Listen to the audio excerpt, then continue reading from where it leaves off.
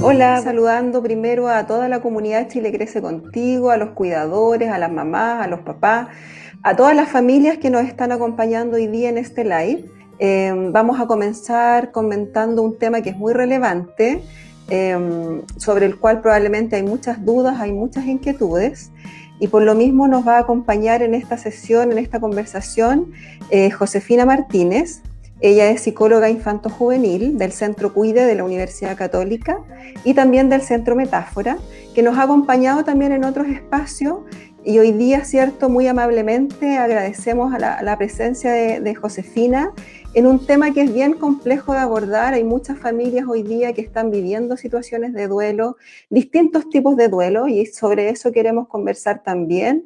Estamos en un tiempo complejo, ¿cierto?, que ha hecho que muchas familias tengan que enfrentar situaciones dolorosas de pérdida de seres queridos, pero también otras situaciones de duelo que a veces no visibilizamos como tal y que también hacen que los niños, que las niñas estén un poco más inquietos, más preocupados, manifiesten sus temores de distintas maneras.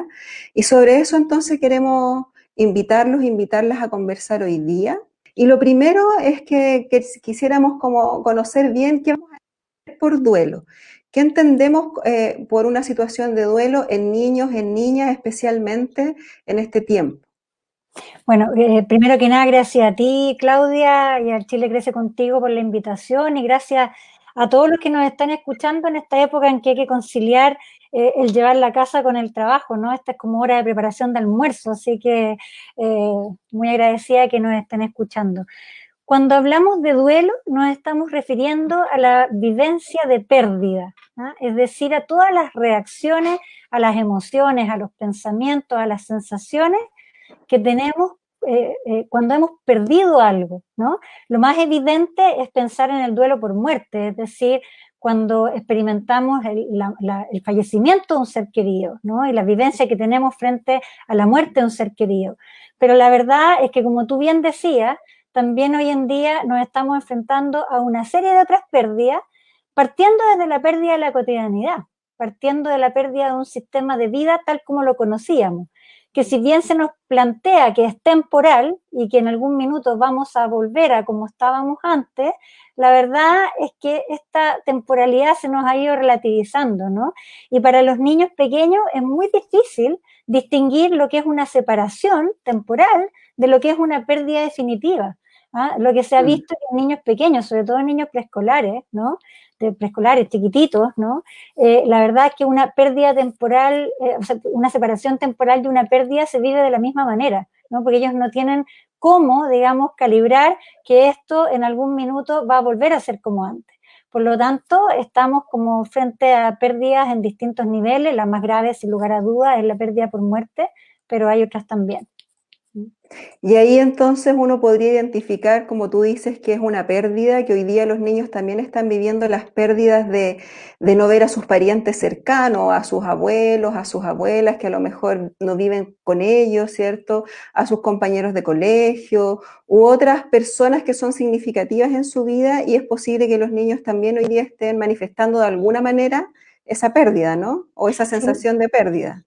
tal cual, o sea, a mí lo que me ha tocado ver de que los niños lo que más han resentido efectivamente es la restricción del contacto social y el dejar de ver a familiares, ¿no? A seres queridos que son importantes con los cuales no viven, y el dejar de ver a compañeros, ¿no?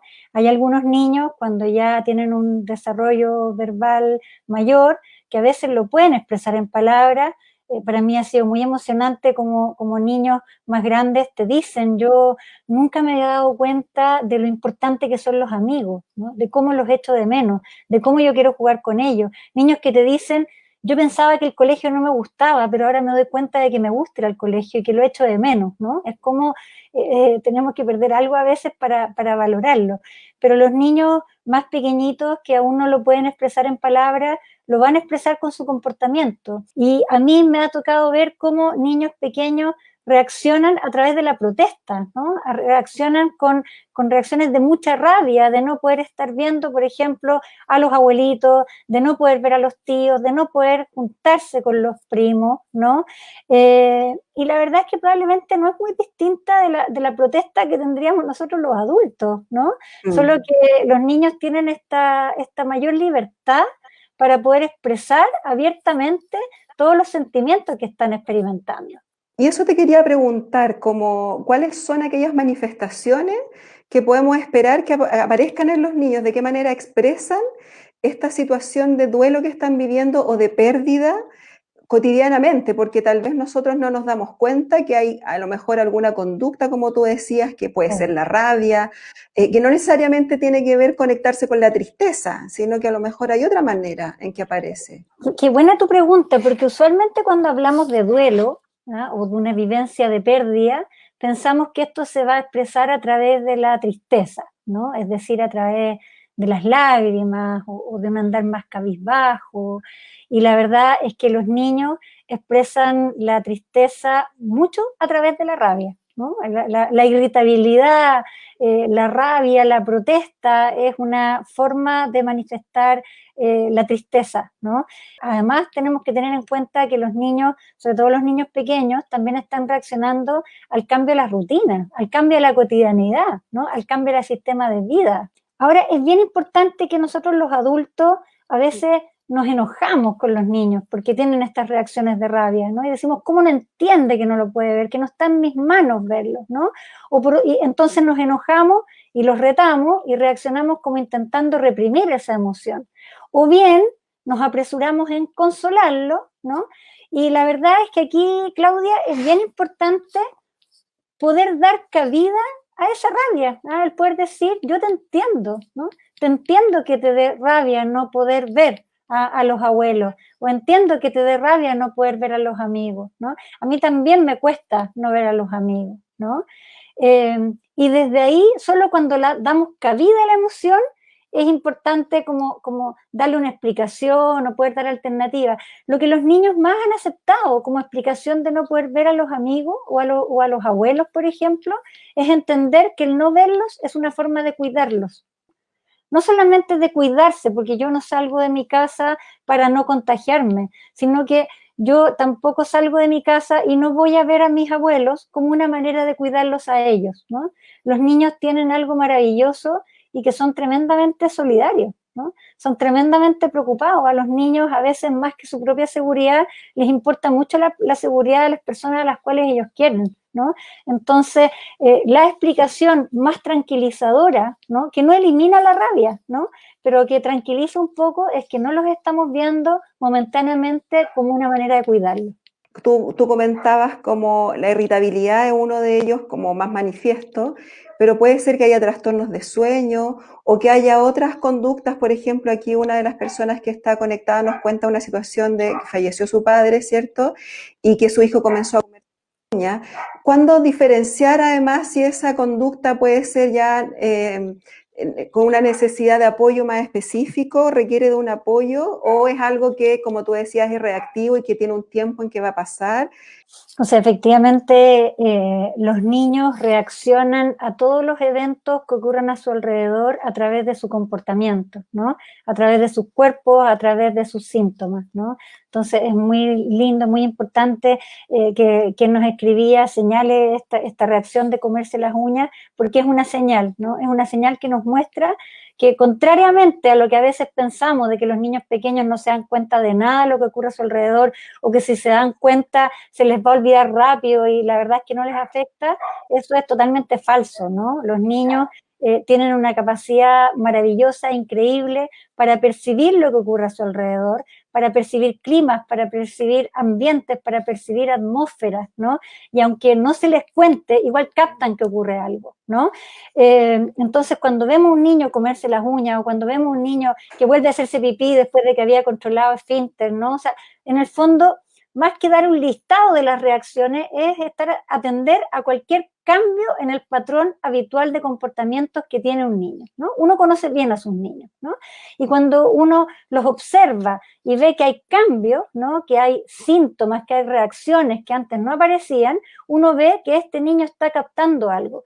Y la verdad es que no hay que esperar a que las reacciones sean de una magnitud tal que nos hagan consultar a un especialista, sino que las reacciones, esa comida de uñas, por ejemplo, ¿no? Nos está mostrando que hay una ansiedad, o sea, que hay algo que está siendo ansiógeno, ¿no? Y por lo tanto tomarlo, ¿no? Sin duda que es normal que frente a un hecho tan significativo como la muerte de un abuelito haya una reacción de este tipo, ¿no? En ese sentido no tenemos que preocuparnos, pero sí nos vamos a preocupar en términos de contener emocionalmente a ese niño, ¿no? Es decir, siempre cuando ocurre una muerte, Claudia, es tremendamente importante, y aunque parezca de perogrullo lo que yo voy a decir, es tremendamente importante comunicarles el hecho a los niños y jamás postergar la noticia de una muerte, ni menos esconderla, ni menos disfrazarla con una mentira, ¿no? Decir, el abuelo sigue en el hospital, todavía lo están viendo cuando ya haya fallecido, ¿no? O sea, es muy importante comunicar la noticia, por más pequeño que sea el niño, aunque tengamos la sensación de que no nos están entendiendo conceptualmente, ¿no? Es muy importante decirlo, ¿no? El abuelito murió, ¿no? Y desde ahí generar un ambiente que sea receptivo a las preguntas o a las inquietudes que tenga un niño, ¿no? Cuando nosotros decimos el abuelito se murió y se fue al cielo, ¿no? Un niño pequeño no entiende la muerte como algo irreversible, ¿no? Los adultos y los niños más grandes entienden que una vez que una persona se muere, nunca más va a regresar a la vida de la manera que la conocemos, ¿no? Más allá de las creencias religiosas o espirituales que tengamos, ¿no? Un niño pequeño no lo entiende y va a requerir explicaciones, ¿no? Respecto a que el abuelito ya no va a volver, ¿no? Cuando le decimos está en el cielo, ese niño no tiene por qué entender que el cielo es una abstracción, que es un lugar que no está acá y que nunca va a bajar, ¿no es cierto?, para estar de nuevo con nosotros, ¿no? Por lo tanto, puede volver a preguntar, bueno, ¿y cuándo viene el abuelo?, ¿no? ¿Y cuándo vuelve? Entonces, efectivamente, miremos todos los síntomas o reacciones que observamos en un niño, por ejemplo, esa comida de uña, ¿no? Observémoslos como una necesidad, ¿no? Como una necesidad de contención. La muerte de un ser querido siempre nos pone frente frente al hecho de constatar que no tenemos la vida comprada, ¿no? Entonces, cuando un niño pequeño experimenta la muerte de un abuelito, inmediatamente puede tener temor que se muera alguien más, ¿no? Que se muera el papá, que se muera la mamá, ¿no? Que se muera el mismo, ¿no? O sea, efectivamente, cuando ocurre una pérdida, lo normal, lo esperable, es que un niño experimente el temor de sufrir una nueva pérdida. Y ahí entonces es importante contener. No podemos entrar a mentir y a decir no te preocupes que yo no me voy a morir, ¿no? Porque no sabemos, ¿no? Nadie controla su vida, pero sí podemos decirle no te preocupes porque yo me voy a cuidar mucho, ¿no? Y hay muchas personas grandes que te quieren. Siempre va a haber alguien que a ti te va a cuidar, ¿no? Los niños que son totalmente dependientes de nosotros, ¿no? Que dependen vitalmente, o sea, emocionalmente, pero además vitalmente, que si no cuentan con adultos que los cuiden, no comen, no viven, ¿no? Efectivamente experimentan el susto de quedarse solos. Cualquiera de los que nos esté escuchando, si tiene el recuerdo alguna vez de cuando eran chicos y se perdieron, aunque hayan sido 5 minutos, se perdieron en la calle, ¿no? Recuerden la sensación de angustia que uno tenía de ser pequeñito y de quedarse solo en el mundo, aunque sea solo momentáneamente, ¿no? La verdad es que era terror, ¿no? Entonces, efectivamente, una de las angustias, yo diría casi universales en los niños, es el hecho de quedarse solos, ¿no? De que nadie más les cuide. Y pasa, Claudia, además, que esto del coronavirus, esto de la pandemia, esto del confinamiento, nos has puesto el tema de la muerte aquí en las narices, para que lo veamos, para que lo miremos, y a mí me ha tocado ver que aunque no hayan ocurrido muertes en las familias, sí están ocurriendo en este minuto angustias de muerte en los niños, ¿no? Angustias de que alguien se muera, de que si mi papá o mi mamá tiene que salir a trabajar, porque se ve obligado a salir a trabajar, no vaya a ser que se vaya a contagiar y se vaya a morir, o que mis abuelitos, que son señalados como la población más de riesgo, se vaya a morir, o que yo mismo me vaya a morir, ¿no? Como niño. Y si yo me muero, ¿no? Como sabemos que la muerte nos enfrenta a algo desconocido, ¿qué va a pasar conmigo? Y sí me ha tocado ver esa angustia, probablemente en niños un poquito más grandes, de si yo me muero, ¿qué va a pasar? ¿Me voy a encontrar con algún ser querido una vez que yo me muera? Y si yo llego al cielo y no veo a nadie, o sea, ese tipo de pensamientos están ocurriendo en los niños. Y hay una consulta como si ya es un tema que está acá, ¿cierto? Del que ya no podemos evitar hablar por distintas razones, porque en las noticias se habla del tema o porque alguna vecina o alguna gente cercana, si es que no nos ha tocado directamente. ¿Cómo podemos ayudar, ¿cierto?, a hablar a los niños de este tema para que no quede generando a lo mejor un temor, con la sensación de que probablemente mientras menos hablemos de un tema, más angustia genera, y tal vez hay ciertos mecanismos que podemos entregar a las familias, ya sea abordarlo a través de un libro, de una película, cómo instalar una conversación que no emerja justo cuando se produce el problema, sino que ir preparándonos para hablar de la muerte así como hablamos de otras cosas. Bueno, claro, es tan importante lo que tú dices, ¿no? Porque en ese sentido, esta realidad del coronavirus y cómo nos pone la muerte en las narices, nos pilla tan poco preparados, ¿no? O sea, efectivamente que increíble que tengamos que empezar a hablar de la muerte porque no nos queda otra, ¿no? O sea, la muerte debiese ser un tema permanente en nuestras vidas, ¿no? Sin embargo, siempre es considerado como un tema de mal gusto que intentamos evitar y es considerado como un tema que no es para niños, ¿no? Ya sea porque existe una creencia errada en nosotros los adultos que el hablar de la muerte va a dañar profundamente a los niños, y la verdad es que los niños desde muy temprana edad se interesan por la muerte, desde que encuentran un chanchito de tierra muerto en el jardín para adelante o el pajarito muerto en el jardín, les interesa porque los niños son curiosos y les interesan y tienen curiosidad por todos los temas de la vida. ¿Ah? Y la muerte es un tema de la vida, ¿no? No es un opuesto a la vida, es parte de la vida, ¿no? Entonces, efectivamente, aquí yo te diría que me gusta tu pregunta porque el riesgo es que a pesar de que el coronavirus nos está poniendo el tema al frente, igualmente no lo hablemos o igualmente lo evitemos. Entonces, si un niño tiene miedo a morirse, le digamos, ay, pero no seas tontito, no pienses en leceras, ¿no? Es una frase típica nuestra, ¿no? No piensen en leceras, ¿no? ¿Para qué piensan esas cosas, ¿no? Entonces tratamos de que no piense. Y no por esa orden, no por el hecho de no hablar, los niños no piensan en ella. Muy por el contrario. Bien es sabido que un niño que no recibe explicaciones de parte de los adultos o un niño que no tiene espacios de conversación con un adulto va a generar fantasías propias. Todos los seres humanos necesitamos entender lo que ocurre alrededor. Y los niños no son la excepción, ¿no? Los niños necesitan entender, por lo tanto, piensan en la muerte y cuando piensan solos en la muerte, no acompañados por un adulto, existen más riesgos de que las fantasías que ellos desarrollen sean muy angustiosas. Entonces, lo que tú dices, o sea, yo creo que hay dos caminos para instalar conversaciones sobre la muerte. Uno, estar atento a las frases, a las conversaciones, a las preguntas que niños y niñas hagan espontáneamente. Y para eso tiene que haber un ambiente receptivo a esas preguntas, ¿no? Como yo te decía, a mí me ha tocado ver a muchos niños que hoy en día están experimentando ese temor. Cuando te dicen, me da miedo que la abuelita se muera, ahí hay una puerta de entrada, ¿no? Y esa puerta de entrada hay que tomarla, no cerrarla, ¿no? Usualmente lo que hacemos es cerrarla, decirle, no te preocupes porque no se va a morir, ¿no?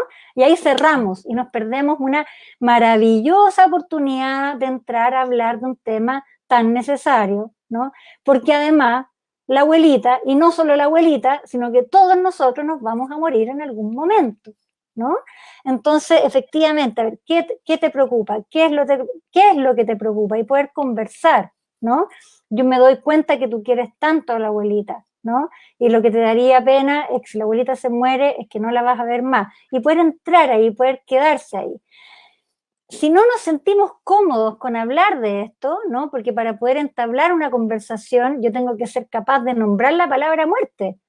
Y si tú te fijas, los adultos construimos una serie de eufemismos para no nombrar la palabra muerte, para no pronunciarla. Entonces decimos se nos va, se nos fue, ¿no? Lo hemos perdido, ¿no? Y ocupamos una serie de eufemismos porque la palabra muerte, ¿no? Estas letras casi nos parecieran un insulto, ¿no? Una palabra de mal gusto que evitamos, ¿no?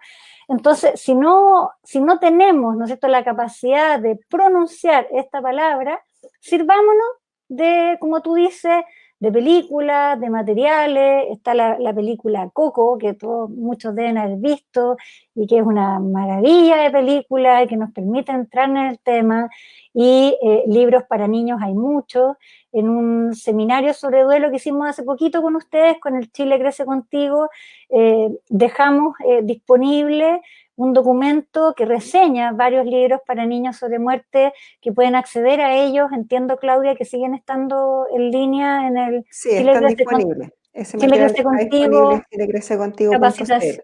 capacitaciones en pandemia. La verdad es que ahí hay un sinnúmero de libros para niños reseñados. Los libros para niños bien escritos, ¿no? La literatura para niños, ¿no? Tiene la gracia de prestarnos lenguaje, ¿no? Y De ahí, prestarnos Josefina, lenguaje. Uh-huh. una inquietud que me queda a propósito de lo que tú comentabas recién, porque muchas veces los adultos tampoco hemos resuelto cómo vamos a abordar el tema y por tanto nos da mucho miedo hablar con los niños cuando ni siquiera nosotros sabemos qué les vamos a decir, ¿no? Como en el fondo es algo sobre lo que nosotros no hemos reflexionado, a Exacto. nosotros nos da miedo la muerte, y probablemente en ese contexto me cuesta mucho más abordarlo con un niño o una niña porque no sé qué decirle, ¿no? Ahí Sí, como que, ¿qué herramientas le podemos entregar a los adultos, ya como sí. aquellos que estamos acompañando a los niños en ese proceso, como para contener, y a lo mejor un ejercicio que tenemos que hacer Sí. previo antes de poder tener una conversación? Bueno, a ver, en relación a los adultos, yo siento que el poder entender que hablar sobre la muerte no daña a los niños, sino que muy por el contrario, no hablar de la muerte es desprotector, ya es un tema que ayuda, ¿no? Como romper con este mito de que si yo hablo de este tema o si acojo una angustia sobre muerte y le doy cabida a conversar con esto, voy a producir daño. Eso no es así, eso es falso, ¿no? Por otro lado, como adulto, poder pedir ayuda, ¿no? El preguntarle a alguien, no se me ocurre cómo decirle, ayúdame a construir las palabras. Y por otro lado, también el darse permiso a no tener la palabra precisa siempre, ¿no? A veces uno se aproxima a los niños y uno les dice, me cuesta decirte esto, ¿no? No sé bien cómo hacerlo, ¿no? O cuando hacen una pregunta que a uno lo deja al lado, ¿no? Cuando te preguntan sobre la muerte, niños que te dicen, ¿no? A ver, ¿y cómo se murió el abuelito? Bueno, se murió por coronavirus. No, pero es que yo quiero saber cómo, ¿no? Hay una edad en que los niños quieren saber súper bien qué le pasó en el cuerpo que falló. Nosotros los adultos consideramos que eso es así tremendo, ¿no? Que es una cosa como de mal gusto, ¿no? Y nos asusta mucho. Y un niño quiere saber que le falló el pulmón, ¿no? ¿Y cómo fue que falló el pulmón? Porque hay un interés legítimo en entender cómo se produce la muerte, ¿no? Entonces, efectivamente, el decirle, sabes que no lo sé, ¿no? Lo voy a averiguar, ¿no? Y te lo voy a contar, que es como el ganar tiempo, ¿no? Como decir tiempo fuera, pero no para hacernos los lesos, ¿no? Y para esperar a que la pregunta se diluya y nunca más tomarlo, sino que para ir a pedir ayuda y tener las palabras para volver a esa conversación, ¿no? Y saber también que siempre es una buena estrategia el devolver la pregunta, ¿cómo crees tú? ¿Qué crees tú que pasó? ¿No? Porque detrás de las preguntas de los niños a veces también hay teorías, hay hipótesis que ellos se hacen, ¿no? Ahora, para comunicar una muerte, que ya sabemos que es importante hacerlo en forma oportuna, no postergar la noticia, ¿no? Porque efectivamente, aunque no le contemos una noticia, los niños se van a dar cuenta que en la casa algo pasa, ¿no? Van a ver que hay un adulto llorando, o van a ver que hay alguien que contestó el teléfono y que puso voz de susto o que dio un grito, ¿no? Van a captar eso. Y cuando los niños no reciben explicaciones, se arman esta fantasía, pero además se sienten muy traicionados. Hay una sensación de traición muy profunda, ¿ah? De sentirse excluidos de una vivencia familiar. Por lo tanto, no postergar la noticia. La noticia, la idea es que sea entregada por una persona emocionalmente significativa, ¿ya? Si no, el riesgo es que se van a enterar de otra manera, de otra forma, de parte de personas que probablemente no sean la más adecuada, y con una explicación muy simple, ¿no? Muy simple o muy clara, ¿no? Yo siento que sirve mucho partir la explicación entregándole a los niños algún elemento que ellos hayan visto o que hayan observado o que hayan escuchado que les permitan anclar la noticia difícil que van a recibir. Por ejemplo, ¿recuerdas que te conté que el abuelito estaba enfermo? ¿Recuerdas que se había contagiado con coronavirus y que lo hospitalizaron? Bueno, te quería contar que el abuelito, los pulmones del abuelito no resistieron y el abuelito murió. Esa es una explicación. Esa es una explicación clara, directa, simple, ¿no? Donde la estamos anclando en algo que este niño o que esta niña pueda eh, pueda haber visto, ¿no es cierto?, para que pueda poner la noticia en alguna parte. Si no ha visto nada, no le hemos contado nada, ¿dónde pone esa noticia? Si le escondimos que el abuelito estaba enfermo, que el abuelito estaba en el hospital, ¿dónde pone la noticia de la muerte, ¿no? Tenemos que partir de más atrás, ¿no? Y evitar entonces todas estas frases que ocupamos los adultos, que estas frases como eufemísticas, ¿no? Como de se nos fue, ¿no? ¿Para dónde va a decir un niño pequeño, ¿no? Un niño pequeño que no tiene la noción de irreversibilidad te va a decir, ¿para dónde se fue? ¿No? Lo hemos perdido. Vamos a buscarlo, digamos, va a decir un niño pequeño, ¿no? Entonces, efectivamente, ahí es importante, ¿no es cierto? Incluso antes de entrar en las explicaciones que tienen que ver con creencias religiosas, poder dar cuenta del hecho concreto de la muerte, ¿no? Mucho está Eso, estudiado. perdone Josefina, y eso independientemente de la edad, o sea, si un niño más pequeño con un niño que es un poquito más grande, ¿hay ciertas distinciones para poder abordar el tema o hay en el fondo una misma manera de comunicarlo? O sea, ese ejemplo que yo daba es una explicación base que se aplica a toda edad, ¿no? Lo que pasa es que lo que tenemos que tener en cuenta es que bajo los 7 años, por poner un rango grueso de edad, ¿no? Bajo los 6, 7 años, ¿no? Los niños no tienen un concepto de muerte completo, maduro, ¿no? Entender la muerte cabalmente implica, en primer lugar, entender que la muerte es irreversible, ¿no? Es decir, que una vez que una persona muere, no regresa. Implica entender que la muerte es universal, es decir, que todos vamos a morir en algún minuto, ¿no? Implica entender el cese de funciones, que se llama, es decir, que cuando algo muere, ¿no?, todas las funciones que definían lo vivo terminan, ¿no? O sea, una persona que muere ya no respira, ya no le duele, ya no tiene hambre, ¿no? Y implica entender las causas de la muerte, entender que hay causas que pueden tener que ver con la vejez, ¿no es cierto?, con el deterioro progresivo que vamos experimentando las personas a medida que envejecemos, que puede tener que ver con la enfermedad o que puede tener que ver con un accidente, ¿no? Un niño bajo los 7 años o bajo los 6 años, por poner este rango grueso, no tiene adquirido esos conceptos de cabalidad. Por lo tanto, es muy posible que un niño pequeño piense que que la persona que murió puede regresar y va a haber que explicarle, probablemente en repetidas ocasiones, que ese ser querido no va a volver, ¿no? Que no va a volver a esta tierra, digamos, ¿no? Que lo ponemos en otro lado de nuestro corazón, que le podemos seguir rezando si son nuestras creencias, orando si son nuestras creencias, que podemos seguir pensando en él, que siempre va a estar en nuestro corazón, ¿no? No es que lo olvidemos, no es que se rompa el vínculo. Fíjate que cuando muere un ser querido, muere la persona, pero no muere el vínculo afectivo que teníamos con él o con ella. Todos nosotros seguimos teniendo un lazo afectivo con nuestros fallecidos, ¿no? Yo converso con mi papá aunque mi papá haya fallecido, ¿no? Pienso en mi papá aunque él haya fallecido. A veces le pido consejo a mi papá o le pido protección a mi papá aunque haya fallecido, ¿no? Esa relación sigue. Pero como mi papá falleció, ya no lo tengo en este mundo, lo tengo que poner en otro lado de mi vida. Eso es una de las tareas del duelo, ¿no? Como resituar a la persona fallecida en otro lado, ¿no? En otro lado simbólico, ¿no? Entonces, efectivamente, un niño que no tiene adquirido el concepto de irreversibilidad puede pensar que el ser querido fallecido va a volver. O lo que a mí más me toca ver con niños pequeños, ¿no?, es que les da mucha angustia del sufrimiento que pueden tener las personas fallecidas, ¿no? Entonces, si una persona fallecida, por ejemplo, murió solo en un hospital, que es el drama que estamos teniendo, ¿no? Que no estamos pudiendo tener rituales que ayudan tanto al duelo, ¿no? Entonces, y la persona la están velando en el hospital, ¿no? Y ya está fallecida, pero un niño puede decir, pucha, está solo, ¿no? Y está solo y debe tener miedo, ¿no? Porque además está en un lugar oscuro y capaz que tenga frío, ¿no? Y si no tiene adquirido este concepto del cese de funciones, lo va a pensar, ¿no? Entonces hay que explicar, ¿no es cierto?, que una persona, el cuerpo, ¿no es cierto?, una vez que la persona muere, ya no tiene hambre, ya no está sufriendo, ¿no? Ya no tiene frío, ya no tiene miedo. Y es bien increíble porque esto que yo te digo, que lo aplico a niños pequeños, también nos pasa a nosotros, ¿no? Todos los que hayan experimentado la muerte de alguien querido, ¿no?, cuando uno ha tenido la suerte de ir a dejar al cementerio a un ser querido, ¡ay, que cuesta irse de ahí y decir lo voy a dejar solo!, ¿no?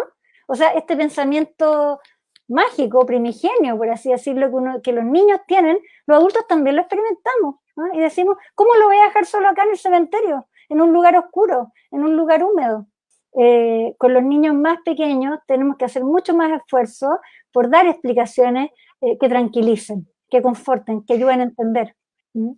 Josefina, aquí hay una pregunta que la voy a tomar a propósito de que yo también estaba pensando en eso, considerando lo que tú estabas comentando, porque es posible que en este tiempo, ya sea que un familiar muera o no por coronavirus, hay una posibilidad de que la cantidad de personas que tiene que asistir a ese espacio sea muy reducida o a ese rito.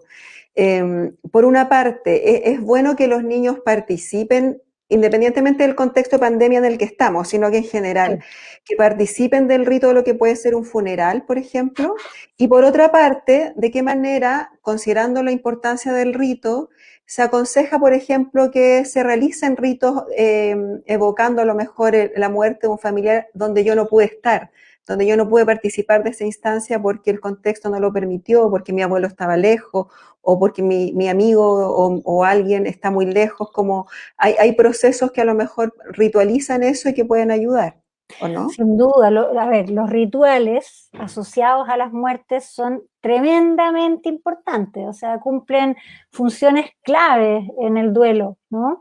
¿Por qué? Porque un ritual, el sentido del ritual es hacer la transición, ¿no?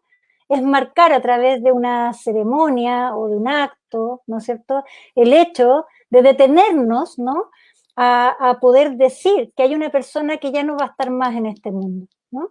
No puede dar lo mismo que haya alguien que ya no está en el mundo, ¿no? Y el ritual lo marca, ¿no? Hace esta transición de decir la vida ya no es la misma porque nos falta esta persona, ¿no? Y tenemos que aprender a vivir sin ella. Y ese es un acto al cual tenemos que detenernos y por eso decimos que los rituales funerarios facilitan la despedida, ¿no? Además, en los rituales funerarios hay elementos muy concretos que facilitan la despedida. Ver un cajón, por ejemplo, ¿no? A los niños muchas veces cuando pueden ir a un velorio, a un funeral, les interesa cualquier cantidad ir a mirar que hay adentro del cajón y los adultos nos asustamos tanto, ¿no? Y los niños van, se empinan, miran para adentro y listo, ¿no? Y a los niños les sirve saber que así como en la casa tenemos cajitas donde guardamos cosas importantes, todos los niños tienen cajitas para guardar tesoros, ¿no? O para guardar recuerdos, ¿no? El cuerpo de un ser querido, de una persona que quisimos tanto, también la ponemos en una cajita, ¿no? Porque ese cuerpo es importante también para nosotros, ¿no? Y todo eso los niños en los rituales lo pueden observar. Entonces, los niños que son concretos, ¿no? Ahí se pueden dar cuenta de la realidad de la pérdida. Fíjate, Claudia, que asumir la realidad de la muerte es una de las tareas del duelo, ¿no?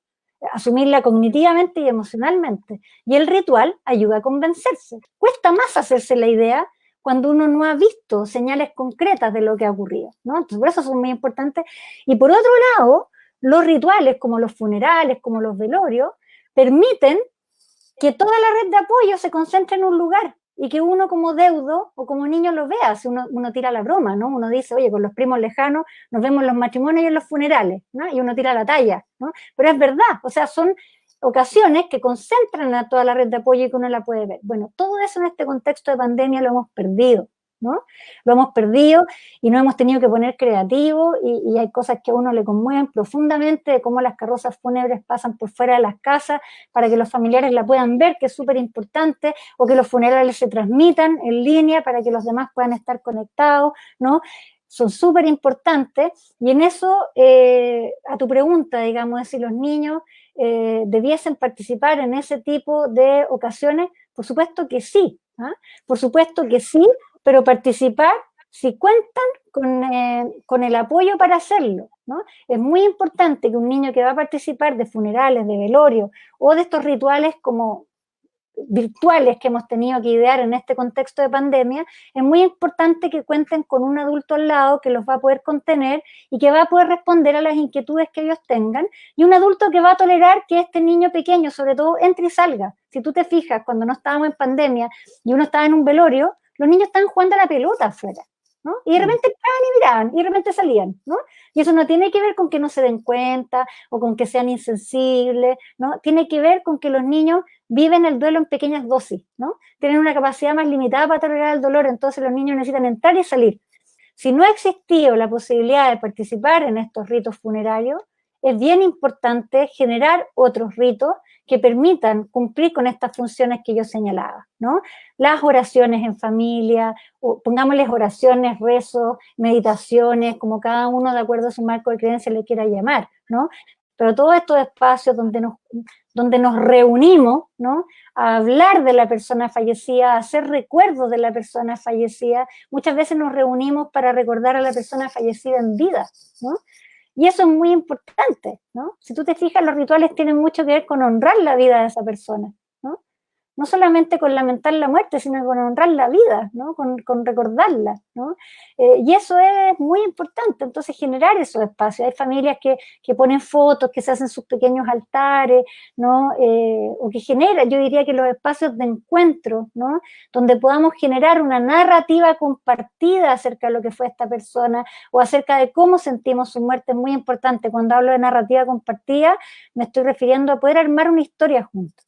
Tengo una pregunta que, claro, probablemente no está pensando directamente solo en los niños, sino que a lo mejor hay situaciones que algunas familias estén viviendo donde tal vez el adulto también está siendo muy afectado por una situación de duelo. Pienso, por ejemplo, una familia donde se murió el papá o donde se murió la mamá y eran dos o tres en esa casa, ¿cierto? Y el adulto o la adulta a la que le toca contener a ese niño también está siendo muy afectado. Que los que estamos alrededor o aquellos que somos amigos de esa familia o amigas de esa familia, ¿qué nos tocaría en ese espacio o de qué manera podemos acompañar mejor, además en el contexto que tenemos, digamos? Ay, me encanta tu pregunta, porque siempre que tenemos un niño o una niña en duelo, vamos a tener un adulto también en duelo, siempre, ¿no? Se dice que cuando muere una persona es como si lanzáramos una piedra al agua y tomáramos esta onda expansiva, o sea, la muerte de una sola persona afecta a miles de otras, ¿no? Impacta a miles de otras con distintos niveles de cercanía, ¿no? Lo que nos toca a las personas que estamos cerca son varias cosas. De partida, ayuda mucho que uno le resuelva a los deudos las cosas prácticas, ¿no? Porque uno, cuando ha experimentado la muerte de un ser querido, no tiene cabeza para pensar en la comida, ¿no? Para pensar en el aseo, para pensar en los trámites que hay que hacer en el registro civil, para pensar en los trámites que hay que hacer con la funeraria, o sea, uno no tiene cabeza.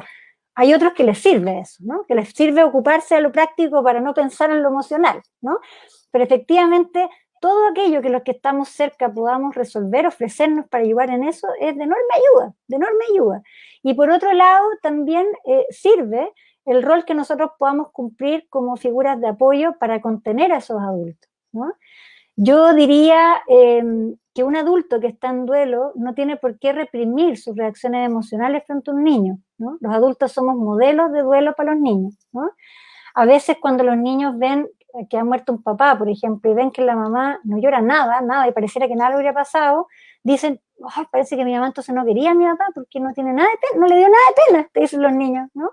Nosotros sabemos que la pena se lleva por dentro, pero los niños, que son concretos, necesitan ver esas muestras, ¿no? Entonces es importante no reprimir, ¿no es cierto?, las emociones que se viven frente a una pérdida, no tener este susto. Las familias, fíjate que siempre incurrimos en estos mecanismos de protección de unos con otros, ¿no? Entonces en las familias lo que se ve muy frecuentemente es que cada uno hace el duelo a solas, entonces cada uno llora con su propia almohada, ¿no?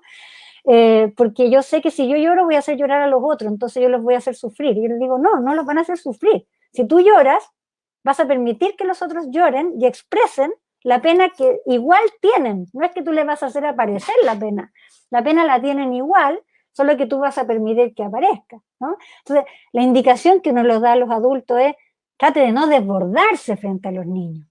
Para que ese adulto no se desborde frente a los niños, ahí estamos entonces las redes de apoyo, porque ese adulto igual necesita desbordarse con alguien, necesita poder desarmarse con alguien, ¿no? Entonces, ahí estamos los amigos, ahí estamos los parientes, de poder estar, de prestar oreja. Pero lo que vemos, lamentablemente, en esta sociedad negadora de la muerte que tenemos, es que los deudos están súper acompañados la primera semana, un poquito menos acompañados la segunda semana, y la tercera semana desaparecieron todos y quedan súper solos. Hay una pregunta que no quiero dejar de hacerte, que nos hicieron al principio cuando estábamos comenzando este live. Y es cómo preparar progresivamente a un niño para una muerte, considerando que la persona que nos compartía su pregunta ponía la situación de una persona que está con cáncer, que es cercana al niño, pero probablemente no solo el cáncer, sino que si ya estamos en este contexto y alguien de la familia tuvo que ir al hospital y no sabemos si vuelve o no, cómo ir preparando a los niños a una situación que puede que tenga finalmente ese desenlace, digamos, ya sabemos que es la muerte la que viene, en el caso de la situación del cáncer, si ya está muy avanzado, por ejemplo. Sí, me quiero detener un poquito en la palabra preparado, porque yo entiendo a dónde tú vas, ¿eh? Y dónde iba la pregunta, pero preparar a los niños no significa hacer algo que va a evitar su reacción, ¿ya? O sea, lo normal, lo natural y lo esperable es que uno frente a una muerte reaccione de alguna manera, reaccione con alguna emoción. Tarde o temprano los niños a veces reciben una noticia y se quedan así como si nada. Y eso no significa que sean insensibles, sino que significa que necesitan decantar la noticia, ¿no? Muchas veces nosotros reaccionamos a la noticia de una muerte con negación, ¿no? Con shock, ¿no? Decir, no, no puede ser, no estás seguro. Y eso tiene que ver con que nuestro psiquismo, ¿no? Necesita poder prepararse para recibir la noticia y para decantarla, ¿no? Por eso reaccionamos con negación o con shock, y a los niños les pasa igual, a veces reaccionan como si nada, ¿no? Entonces, preparado no significa que nosotros podamos hacer algo que no les va a doler, ¿no? Más bien, preparar significa hacer algo para que esto no dañe, ¿no? Y la verdad es que preparado significa entonces anticipar, ¿no? No es necesariamente como anticipar, se va a morir cuando nosotros, pero sí, digamos, una persona que está con cáncer, ¿no? Lo que no debiese pasar es que ese niño no sepa que la persona está con cáncer. Cáncer es otra palabra que los adultos le hacemos el quite, pero así cualquier cantidad, porque la tenemos muy asociada a muerte, y como muerte es una palabra también que es como un insulto, la evitamos, ¿no? Entonces a los niños no le decimos tal persona está con cáncer, ¿no? Y usualmente cuando un niño uno le dice tal persona está con cáncer, un niño te dice, ¿se va a morir? ¿No? Lo preguntan muy naturalmente, ¿no? Entonces, efectivamente, ahí uno da la respuesta que pueda, ¿no? Es decir, no lo sabemos. Poder preparar en el fondo es poder anticipar, ¿no? Y efectivamente, cuando sabemos que una persona se va a morir, es tremendamente importante el poder permitir la despedida, ¿no? Y eso yo creo que todos los profesionales médicos lo tienen muy claro, y cada vez se ha ido incorporando más a la posibilidad de poder darle oportunidad a los niños a que también se despidan de sus seres queridos antes de desconectarlos o qué sé yo. Lamentablemente esa otra cosa que no tenemos ahora, ¿no? En este contexto de pandemia donde no se puede visitar a las personas que van a fallecer. Es una suerte de cierre, ¿no? Como de cierre de esta relación, que es fundamental. Y si no la pudimos hacer, pucha, con los niños, hacer un dibujito, escribir una cartita, que en determinado momento la vamos a llevar al cementerio, o sea, son todas formas simbólicas de producir una despedida, y que es muy importante poder hacerlo. Yo quería retomar, como ya nos quedan poquitos minutos, pero hemos hablado harto de la muerte física, ¿cierto? Como de la pérdida física, pero había una pregunta al inicio, o más bien una experiencia que nos compartían, que tenía que ver con que hay niños que están, por ejemplo, con papás separados y que han dejado de ver a sus padres o a sus madres. En el caso de, en Chile los niños viven con más recurrencia con la madre que con el padre, pero también a lo mejor hay niños que viven con sus padres y que no han visto a su mamá o a su papá hace un largo tiempo. Ahí cómo podríamos abordar, ¿cierto?, esta situación, tal vez pensando en que la conexión por internet puede ser una alternativa, pero también hay territorios donde no existe esa posibilidad tan abiertamente. O sea, claro, uno se siente un total privilegiado en tener esta opción, ¿no? Al poder seguir viendo, aunque no sea presencialmente, aunque sentamos que no es lo mismo, poder seguir viendo a alguien a través de la pantalla. Y efectivamente hay muchas parejas, progenitores separados que se la han arreglado para seguir en contacto, aunque sea de esa manera, ¿no? Y eso ya es algo que ayuda mucho, porque mantiene la conexión, ¿no? Mantiene la conexión con esa persona, ¿no? Eh, Fíjate que cuando eso no se puede, lo que toca es acompañar en esa vivencia de pérdida, ¿no? La otra vez una mamá me hacía una pregunta tan bonita y que me decía, mi hija llora y protesta porque no puede ver a un familiar, ¿no? ¿Cómo lo hago yo? ¿No? Y yo decía, tú eso no se lo puedes resolver. Los adultos siempre, como lo que más queremos en la vida es que nuestros hijos no sufran, ¿no? Queremos evitar el sufrimiento, entonces hacer algo que lo resuelva. Y la verdad es que no podemos desconocer que hay cosas que no podemos resolver, ¿no? Y que ahí lo que nos toca es acompañar. Y acompañar no es poco. ¿Qué significa acompañar? Acompañar significa estar con. Aquí tenemos que ayudar a sentir, ¿no? Es decir, me doy cuenta de que echas mucho de menos al papá, ¿no? Me da mucha pena, ¿no? Cómo estás sufriendo por no ver al papá, ¿no? Me imagino que te da mucha pena, ¿no? Entonces, efectivamente, y ya cuando hacemos eso, cuando acompañamos validando la emoción del otro, permitiendo la emoción del otro, eso ya produce un alivio, ¿no? Es muy impactante ver cómo cuando nosotros acogemos la emoción, porque, a ver, siempre nos dicen, los psicólogos somos re buenos para decir, oiga, no, contenga emocionalmente a su hijo, ¿no? Somos re buenos para ocupar esa palabra, el contener. Es decir, pero ¿qué es lo que es contener? A ver, operacionalicémoslo, ¿no? Como mastiquemos un poco la palabra. ¿Qué es lo que es contención? Conocemos los muros de contención, conocemos las barreras de contención, conocemos los diques de contención, ¿no? Pero contener emocionalmente no significa evitar la emoción, ¿no? No significa impedir la emoción, ¿no? Sino que significa abrazar para que la emoción emerja, ¿no? Cuando hay un niño alegando, ¿no? Y uno le dice, me da la impresión de que tienes pena, ¿no? A veces ese niño se puede poner a llorar y baja, ¿no? O sea, el sentirse comprendido en la vida es fundamental, ¿no? Y cuando nosotros decimos, ya no tengas pena, si esto es temporal, si ya lo vas a poder ver, y entramos en una serie de cosas como este sana, sana, potito de rana, ¿no?